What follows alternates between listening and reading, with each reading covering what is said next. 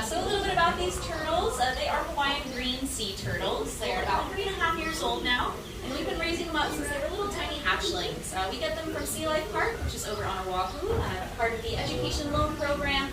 Lets us take hatchlings that their mature green sea turtles have every few years. We take in up to 6, raise them in our care, and then release them back into the ocean. So we started out with 6 hatchlings. 2 of their siblings grew quite a bit faster, so they've already been released into the wild. We're waiting for these 4 to grow a bit more before that release date. So the 4 left in here, we have A, B, C, and D. I will be feeding them pretty soon. So there are some things we look for when we feed. One, we want to make sure all 4 of these turtles are eating. At this age, it's pretty weird if they turn down any option for food. So you want to make sure that they are all definitely enjoying that meal. If they don't, that could be a sign that something is maybe not so right. So we want to take note of that, get it into the back area, have our veterinarian take a look.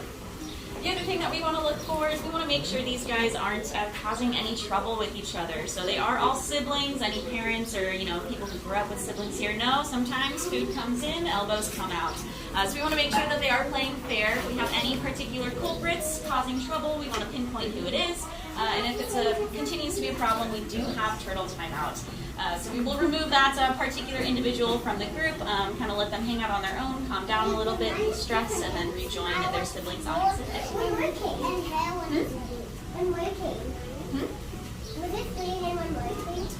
We started with 6, and then 2 have been released, so now we have 4. So, but sometimes they'll be kind of napping in little shaded spots, so sometimes you can't see all of them. But the reason we are raising these guys up in our care is because it's a pretty tough world out there for sea turtle hatchlings. I see some head nods, so maybe there's a little familiarity with the kind of survival gauntlet sea turtles go through when they first hatch. But when these great sea turtles are hatching, they're coming out of eggs the size of a ping pong ball, so they are super tiny as new hatchlings. They fit in the palm of my hand. And I know I'm biased, I don't think I have very big hands. And when you're that small, you fit in most predators' mouths. So when that nest starts to hatch, anywhere from 75 to 130 or so eggs, you're going to start to be moving around under that sand. And all that sand bubbling, shifting around at the surface is going to kind of act like a dinner bell for all of these land predators. So the moment these hatchlings are emerging from that nest out of the sand, they're going to be having to dodge seabirds, crabs, feral cats, mongoose, again, really anything with a mouth. So they're going to try to make it down the sand and into the water. Sometimes the predators might get them, sometimes a hole in the sand might even be too big for their new little flippers to crawl out of. Additionally, if they hatch at night near cities, sometimes the light from the cities can distract them and they'll end up going the wrong way. So there are a lot of struggles they face immediately from that beginning. If they do make it into the water, at that point, they pass the first steps, but now they certainly don't have to worry about those feral cats coming in after them. Still the seabirds swooping in, and now a whole host of predatory fishes. So groupers, jacks, sharks, again, anything with a mouth. So they want to try to make it out past that reef ecosystem and into the open ocean. Once they're out there, then they are going to kind of just drift around. We call this the lost years phase. They'll hang out in the open ocean anywhere from 3 to 6 years. And we call it lost years because we don't really know if there's a specific area they go to hang out, if there's a specific kind of path that they take, or if they are just kind of aimlessly drifting for a little bit. What we do know about this phase is that they're very opportunistic in their diet. They're going to be eating everything and anything that they can. So their diet can consist of larval fishes, jellies, kelp patties, again, pretty much anything that fits in their mouth. Because the more they eat, the bigger they grow. The bigger they grow, the less predators they have. After around 3 to 6 years, once they get to a size that they're comfortable with, they decide that the beach is a nice place to be. So they are going to come back to the shores here of Hawaii and kind of start to settle down. At this point, though, they're still not quite adults. Does anyone know how long it takes a sea turtle to reach maturity? Yeah? 5 to 100 years? Not quite. It's usually around 25 to 30 years. It's specifically when their carapace, the length of their shell, reaches about 97 centimeters, so not quite 3 feet. But that's going to be around 25 to 30 years old, so it takes them a really long time. But once they return to shore, they are now big enough that there's really only one main predator in their natural environment that they have to worry about. So natural predator, not us as humans. Does anyone want to guess what that animal is? Do you know? It's got really sharp teeth. and the striped bun. Yeah, specifically the tiger shark. I told her. So the tiger shark is the only animal here in Hawaii with a jaw big enough and bite force strong enough to get through those larger grade sea turtle shells. But not to worry, they do have a few tricks up their sleeve or up their flipper, so to speak, to avoid becoming a tiger shark snack. One of them being their speed. So I know we usually associate turtles with being pretty slow, but they can reach pretty incredible burst speeds. Some of the larger, faster sea turtles, for our green sea turtles, have recorded burst speeds of 35 miles an hour. So they're definitely getting tickets in your guys' school zones. And as of right now, the fastest recorded tiger shark speed at my last check was around 22 to 25 miles an hour. So the fastest turtles so far can outswim the fastest tiger sharks. But again, this is a burst speed, so they can't maintain it for very long. So once they do that, they're going to use that speed to try to get them to a safe location. And for Hawaiian green sea turtles, that's one of two places. Either a little puka along the reef, a little kind of cave, overhang, something like that, where they can swim in and the shark is too big to follow. If they get there, they can try to slow their heart rate way down, calm down, and for the larger sea turtles with bigger lungs, they can hold their breath anywhere from 2 to 5 hours when they eat. So they can try to wait it out, hope that shark gets bored and moves on looking for a different meal. The other place that they might go to be safe, which is actually unique to our sea turtles here in Hawaii, is they will come up and rest on the sand. Everywhere else on the world, sea turtles really only come up onto the sand when they're looking for little nesting sites. But here in Hawaii, especially before, people, and especially dogs and cats and things like that, there weren't any predators on land that they had to worry about. So they figured out tiger sharks can't walk, why don't we? So it's pretty common to see them resting up on shore, especially near dawn and dusk, which are kind of prime cruising times for those larger sharks. And they can stay up on the beach pretty much as long as they're comfortable, but if they start to overheat or get hungry, they will need to return to the water to cool off or go forage for food. So again, that is their one main natural predator, but they still do have some other threats that they face in their environment, but that before they reach adulthood and maturity and even afterwards. So this is going to be a lot of our actions in the ocean. Typically, the most kind of common threat to our sea turtles here in Hawaii is fishing gear, specifically kind of lost fishing gear. We do have a turtle hospital here on Maui. The Maui Ocean Center Marine Institute has a 24/7 response team to go out and respond to stranded sea turtles.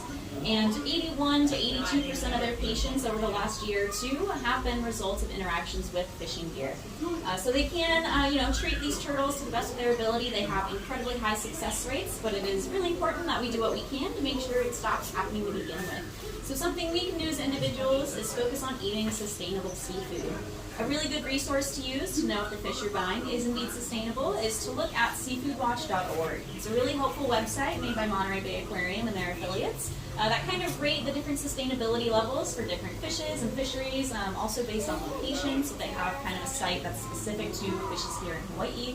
Oftentimes when we think about sustainable fisheries, we're thinking about, are there enough of these tuna for us to eat them? But it's not just about the fish itself, it's the gear that's used. What are the bycatch rates? What are the lost gear rates? So they definitely take all of that into account as well, so to give you an idea of what the fish you're buying and if that fishery prioritizes well-being of our sea life. Some other things you can do if you ever do see a sea turtle in distress, whether it looks like it's just stuck on the sand and needs some help getting into the water, if it looks injured or sick in some way, you can call up that Maui Ocean Center Marine Institute hotline. They do have a hotline available, so you can call and directly help out those sea turtles. Additionally, you can be involved in some citizen science. So whenever they release a sea turtle back into the wild from the Sea Turtle Hospital, they'll give it a little monotag on its shell, a series of letters and numbers to uniquely identify that individual. So if you see that out in the wild, you can take some pictures and videos, go to their website, and they have a whole little form that you can fill out to include where you were, what the turtle was doing, dates, things like that. You can even include those pictures and videos that you take. It's a really great way for them to keep up with their former patients and give them an idea of how they're doing post-release. It's a really helpful tool. Alrighty, so with all these conservation efforts that we have in effect, we are starting to see the results in the population of our green sea turtles here in Hawaii. So they were originally listed as endangered, and they are still protected by the Endangered Species Act, but now their population levels are listed as threatened. So it's really exciting to see that we're already having the results of these conservation efforts, especially for a species that is characteristically difficult to conserve.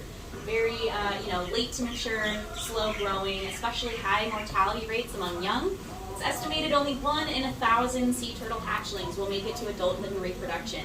But by raising these guys up in our care, cutting out a lot of those difficulties they would face in the wild, once we release them, about 1 in 4 will make it to their adulthood and reproductive years. After that, they can live up to around 80 to 100 years That being said, it's kind of hard to study a species that can outlive you, so we're still kind of fine-tuning that estimate. So stay tuned as we learn more about these really amazing animals. Yeah, you have a question? How did you got the green potatoes? So we got them from Aquarium on Oahu Sea Life Park. They have some mature sea turtles there that mate relatively consistently.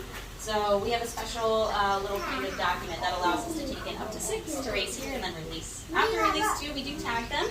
Each of them will get a little pit tag, very similar to those microchip tags you give to your dogs and cats, so that if they end up at the turtle hospital or anything like that, we can identify them. And one lucky individual will get a satellite tag sponsored by NOAA, the National Oceanic and Atmospheric Administration. This will allow us to live track their movements throughout the Hawaiian archipelago. In doing so, one of the first sea turtles released with this tag after about 20 years went to the beach just outside Sea Life Park on Oahu during nesting season. So we believe this ended up being a mature female looking for ideal nesting sites where she herself hatched. But I think it's pretty incredible that even being raised in captivity, they don't lose any of that natural instinct. They're incredible at navigating down to pinpoint accuracy within the islands. So I think that is definitely a testament to their, abilities. Any other questions? All right. Yeah. Do you guys ever end up keeping like a mature adult? That's a good question. We do not keep them as adults. The education loan program is specifically about raising them up so that they have a really good chance at release and survival in the wild. Adults are also going to be pretty large. The largest green sea turtles are about 3 to 5 feet long, up to 500 pounds. They do tend to be a little bit smaller here in Hawaii, usually 4 feet, 400 pounds max. But that's still a fairly large animal. They do like to eat a lot. So our goal here is just to give them a really good head start so that they can go off and eat in the wild. Yeah? How do they find the beach that they were nested at? That's a really good question. We're still learning a lot about how they navigate. I'm not terribly familiar with what we know so far, but I do know it's still an open question. So if it's something you're interested in, maybe you can help figure it out one day. It's definitely still something we're trying to learn a lot about. But it is pretty incredible. Yeah? My wife had a question. Where do they lay?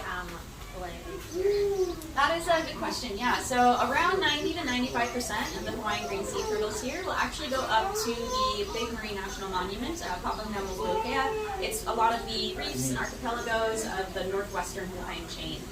So that stretches all the way out to the international date line. It includes Midway Atoll, the French Frigate Shoals, things like that. So that's where most of our turtles go, which is great because there's no feral cats or monkeys there, no people, very limited access. Whereas the other 5 to 10% will stay on the main Hawaiian Islands. So if you ever do see sea turtle nesting, usually in the springtime, you can tell by the way that that female is digging in the sand at night. Use a red light on a headlamp or something, no actual light, so you don't disturb her. And then you can report where that nest is to the Marine Institute so they can mark it off and make sure it stays protected. But not on Maui. Sometimes.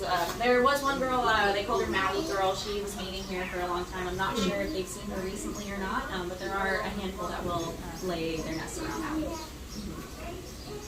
Any other questions? Wonderful. Mahalo nui loa, everyone, for listening. If you guys want to watch me, I will be tossing that food in. I can't use your hands, but I can use your eyes. If you guys want to help me make sure everybody eats and make sure everyone's playing fair, that would be a wonderful help. One more question? Yeah?